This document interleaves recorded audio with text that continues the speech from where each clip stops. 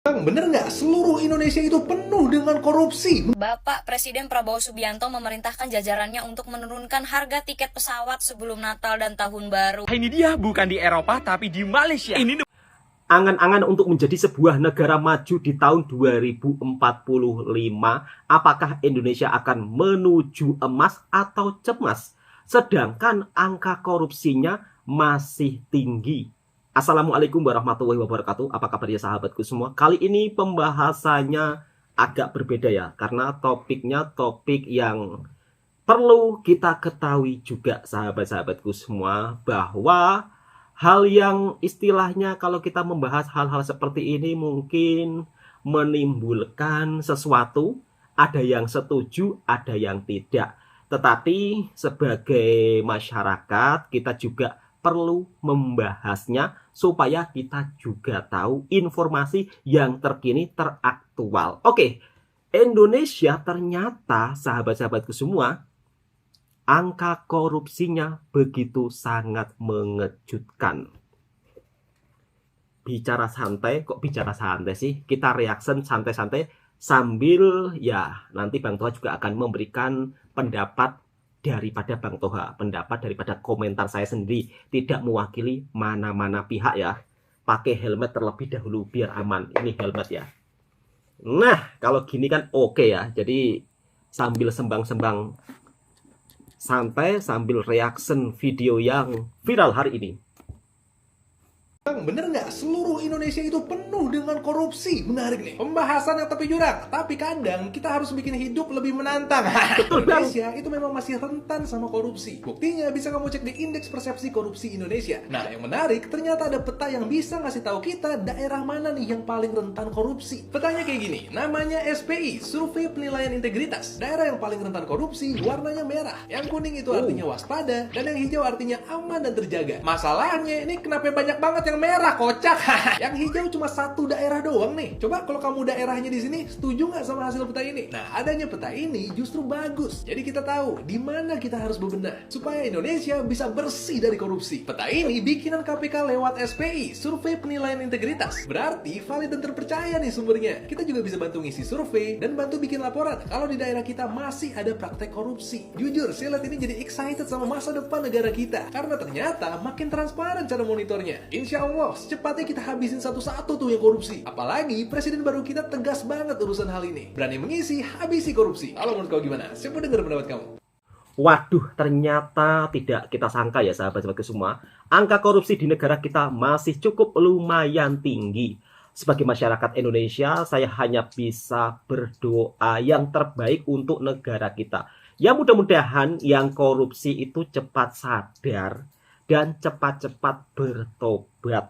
Ayo untuk sahabat-sahabatku, janganlah suka korupsi. Karena kalau kalian banyak korupsi, ya kan, nanti lama-lama negara kita akan menjadi rugi. Kalau sudah rugi, yang menanggung bukan satu orang, dua orang, tetapi satu negara. Ayo untuk masyarakat Indonesia dan juga para sahabat-sahabatku mungkin yang saat ini sedang menjabat di pemerintahan, harus amanah gitu loh, supaya negara kita bisa maju. Dan ternyata untuk menjadi sebuah negara maju, kita juga tidak boleh bergantung kepada pemerintah saja sahabat-sahabatku semua. Untuk para orang-orang Indonesia, masyarakat Indonesia juga harus ikut bergerak atau ikut andil dalam sebuah kemajuan negara kita. Termasuk kali ini saya juga akan membahas tentang kenapa wisata di Indonesia sulit maju dan kenapa wisata di negara tetangga lebih maju. Padahal kalau dipikir-pikir, Indonesia ini kan memiliki sebuah alam yang indah, tetapi kenapa wisatanya tidak sebegitu maju dengan negara tetangga lainnya? Oke, di video kali ini bukan tentang perbandingan ya sahabat-sahabat semua, tetapi dari kejadian-kejadian hal seperti ini, kita sebagai masyarakat Indonesia harus juga berbenah diri dan mengawasi terkait hal-hal yang kiranya mungkin akan berdampak kepada pariwisata yang ada di daerah kita. Terlihat sepele, namun ini dampaknya sangat-sangat luar biasa. Oke, kita reaction video daripada salah satu sahabat kita yang cukup viral. Kenapa wisata Danau Toba sepi? Kenapa sahabat semua? Oke, kita reaction videonya. Bali itu hebat karena budayanya kan. Kalau budayanya itu hilang, Bali itu indah. Orangnya kreatif. Tapi lebih indah Danau Toba. Kalau kita mau jujur-jujuran. Danau Toba, dimanapun kita berdiri, indah. Dan itu belum campur tangan manusia. Asli masih buatan pencipta. Kepingan surga. Tapi kenapa kurang laku? Kenapa kurang laku? Kenapa, Mas? Dengarkan ini baik-baik warga-warga di sana. Yang pertama, persahalian. Kalian pelaku-pelaku usaha di sana, ya, pantang melihat plat luar BM, BL, BA, B, KT, pantang BE, BG, ya, pantang melihat itu. Cekek harganya. Nggak ada itu. Indomie 25.000 itu. Padahal kalau ditengok tempat jualannya warung biasa, tempat jalan lintas, bukan di tempat wisatanya.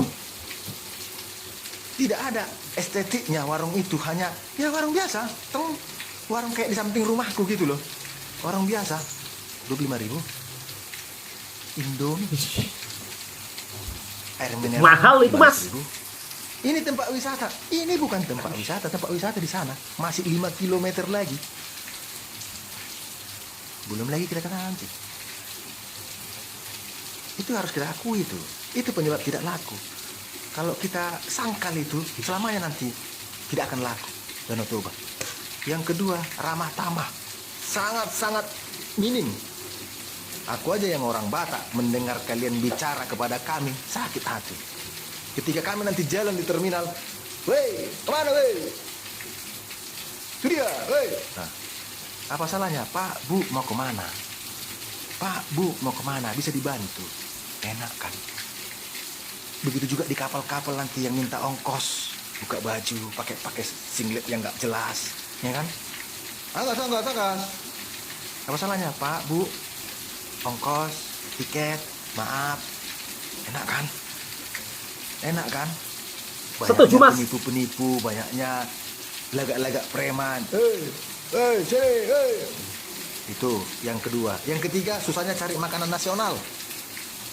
Oke, itu yang ketiga. Yang keempat, susahnya rambu-rambu. Tidak memadai rambu-rambu. Yang kelima, pemerintah daerah tidak peduli. Bahkan lebih mencari untung dengan berdirinya hotel-hotel di sana yang merusak kealamian Danau Toba. Tahun 90-an masih mudah mencari pantai pinggir Danau Toba itu yang berpasir yang indah. Sekarang udah bangunan-bangunan permanen, diturap-turap, pasang batu kali. Jadi, ya kan? Kalian lebih memikirkan untung 50.000 setiap hari raya besar daripada untung 20.000 tapi setiap hari. Kalian lebih memikirkan untung melihat orang yang pacaran dengan menyediakan fasilitas kamar tenda-tenda biru. Kalau kami mau gini, ngapain ke sana? Kami hanya melihat keindahan Danau Toba. Ya. Banyak berdiri hotel-hotel yang memakan, bahkan membangun pinggiran Danau Toba itu dibuatnya lagi ke dalam, dimakannya, ditimbunnya Danau Toba itu. Pemerintah tidak peduli. Ya. Itu ya, kurang kreatif. Itu aja kan? Danau Toba kan? Itu aja kan? Kalau di sana, di yang seberang sana, yang diucapkan Pak Luhut tadi, kreatif mereka, kreatif. Ukir-ukirannya, tempat-tempat apanya, kita enggak. Pedagangnya pun manggil kita nanti dia mau jualan buah, atau menjilat pakaian manggil kita, "Woi, buah nah woi." Apa itu? Apa sih salahnya? Pak, Bu, buah Pak, Bu. Manis-manis Pak, Bu, bantu Pak, Bu. Setuju Mas. Oleh-oleh ke rumah. Enak kan? Yang beli pun apa? Ada rasa pengen membantu gitu loh. Ini enggak, aku pernah. Udah berhenti aku ini, ya. Berhenti, beli mangga lah dulu aku ini gitu. Udah mau berhenti. Woi, mangkon lah woi. Kugas. Tiga aku. Ngapain? Aku aja yang Batak sakit hati dengarnya. Apalagi yang bukan Batak, yang biasa lembut-lembut di setiap hari telinganya masuk ke sana. Jadi udah ya. Banyaknya lagi di sana kayak jebakan. Ada tuh laporan temanku disuruh nanti ke kayak di daerah-daerah sana lagi tuh ya. Nah, daerah sana lah itu, tahu lah kalian itu. Masuk ke kebun jeruk nanti gratis. Karena cuma dibeli 1 kilo atau enggak jadi beli, dipalang di portal. Itu wisata kita. Sebuah kritikan, namun kadang-kadang kritikan itu sulit untuk kita terima. Tetapi dari kritikan tersebut, kita harus berbenah, harus belajar menjadi lebih baik. Untuk para penjual, kata Masnya, untuk para penjual harganya itu terlalu mahal. Padahal jarak dari wisatanya itu juga agak cukup lumayan jauh. Memang hal ini sangat disayangkan ya, ketika tempat wisata kemudian menjual harga makanan yang cukup lumayan mahal, justru nanti dampaknya ke tempat wisata tersebut. Orang itu mau liburan, mau santai-santai ya. Ketika membeli makanan kemudian dengan harga yang tidak masuk akal, tentunya akan membuat para pengunjung ya mungkin berpikir-pikir untuk datang kedua kalinya. Jadi saya juga sangat respect dengan kritikan yang Mas berikan kepada para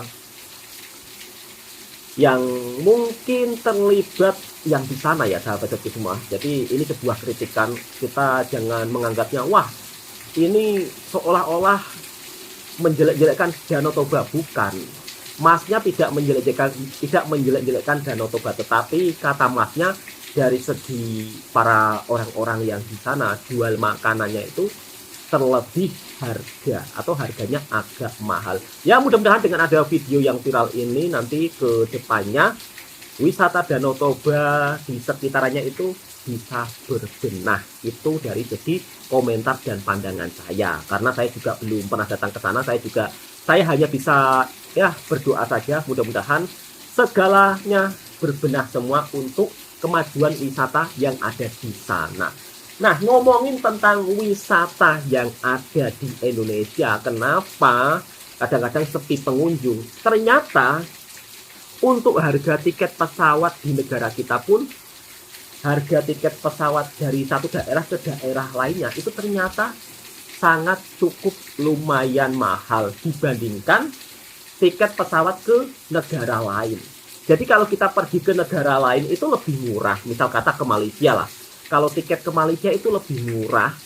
Kemudian kalau tiket lokal, misal kata kita Jakarta mau pergi ke Sulawesi, Jakarta mau pergi ke Sumatera, itu ternyata harganya juga cukup lumayan mahal. Dan ini juga menuai kritikan dari netizen. Oke, kita simak videonya. Bapak Presiden Prabowo Subianto memerintahkan jajarannya untuk menurunkan harga tiket pesawat sebelum Natal dan Tahun Baru. Cakep nih. Tapi saya di Rute Garuda Indonesia tidak mau alias menolak untuk menurunkan harga pesawat dengan alasan biaya operasional. Alhasil, Bapak Presiden Prabowo Subianto memerintahkan Bapak Erick Thohir untuk memecat Irfan Setia Putra dari di Rute Garuda. Sedikit sharing ya, dulu itu gue pernah jadi murid SMK pariwisata di Jakarta gitu. Tapi dulu ya harga tiket pesawat tuh gak melambung tinggi kayak sekarang gitu. Nah sekarang gue gak ngerti kenapa tiket pesawat tuh bisa mahal banget, sedangkan tiket ke luar negeri itu lebih murah daripada ke dalam negeri. Betul, Mbak. Gak tahu kenapa, padahal kalau dilihat-lihat jaraknya itu justru jauhan ke luar negeri. Bahkan yang gue bingung ya, misalkan nih gue dari Jakarta ke Bangkok itu murah gitu ya, tapi dari Bangkok ke Jakartanya buset tiketnya bisa 2 kali lipat. Tahu gue ya, tiket pesawat itu jadi mahal mungkin karena afturnya juga mahal gitu, otomatis tiket pesawatnya juga mengimbangi gitu kan. Cuman yang gue bingungin lagi, kalau memang aftur itu mahal, kenapa penerbangan ke luar negeri atau penerbangan, ya pokoknya penerbangan ke luar negeri itu bisa lebih murah daripada penerbangan dalam negeri. Benernya ya, kalau tiket pesawat mahal yang gue pikirin itu adalah anak rantau, karena jujur aja gue itu pernah merantau ke Bali 3,5 tahun. Jadi gue tuh orang Jakarta, terus gue merantau ke Bali 3,5 tahun. Tapi zaman itu balik lagi, tiket pesawat belum melambung tinggi kayak sekarang. Nah, kalau anak-anak ngerantau zaman sekarang dengan harga tiket pesawat yang melambung tinggi, yang gue pikirkan adalah setiap mereka mau pulang dari rantau untuk ketemu keluarga, ketemu orang tua, pasti mereka itu keterbatasan biaya. Betul, Mbak. Mungkin dong kayak lu kerja merantau gitu, terus lu pulang ke kediaman lo, ke daerah lo, ketemu orang tua, keluarga, itu cuma bermodalkan tiket pesawat. Kan nggak mungkin gitu, pasti lu beli oleh-oleh, terus nanti pas lu ketemu orang tua, lo ajak mereka makan, lo ajak keluarga lo jalan-jalan keluar, ya kayak gitu. Betul. Ya dong. Ya. Sedangkan yang kalian tahu, seperti kita semua ketahui, harga tiket pesawat itu kalau tanggal merah atau hari raya besar, Natal, tahun baru, lebaran, pokoknya hari raya besar itu ya, harga tiket pesawat itu bisa 2 kali 3 kali lipat, say. Ngeri. Sedangkan ya, kalau anak-anak perantau itu pulang itu cuma bisa setahun sekali, pas cuti atau pas hari raya besar itu gitu. Iya, sedangkan kalau hari raya besar gitu ya kan harga tiket pesawatnya kan melambung tinggi, say. Nah, kenapa ya, gue bener-bener salut banget sama Bapak Prabowo gitu. Beliau itu bisa dengan sangat tegas gitu ya, harus harga tiket pesawat itu harus turun. Ya kalau nggak turun ya gue suruh orang buat cabut jabatan lo. Dan plek, ya kan, Wow. langsung Bapak Prabowo menyuruh Pak Erick Thohir untuk mencabut ya, alias untuk memecat gitu dari jabatan Dirut Garuda Indonesia. Mantep banget, mantep tuh kata gue. Bahkan ya banyak banget nih netizen DM ke gua, minta gua untuk bahas tentang tiket pesawat ini, karena mereka itu anak rantau yang dimana orang tua mereka itu sakit di kampung gitu ya, tapi mereka itu nggak bisa pulang karena harga tiket pesawatnya itu mahal banget. Padahal menurut gua jaraknya juga mungkin nggak terlalu jauh kalau ditempuh pakai pesawat. Sebenarnya bisa ditempuh pakai busway, pakai bus gitu ya, pakai travel yang lain gitu selain pesawat.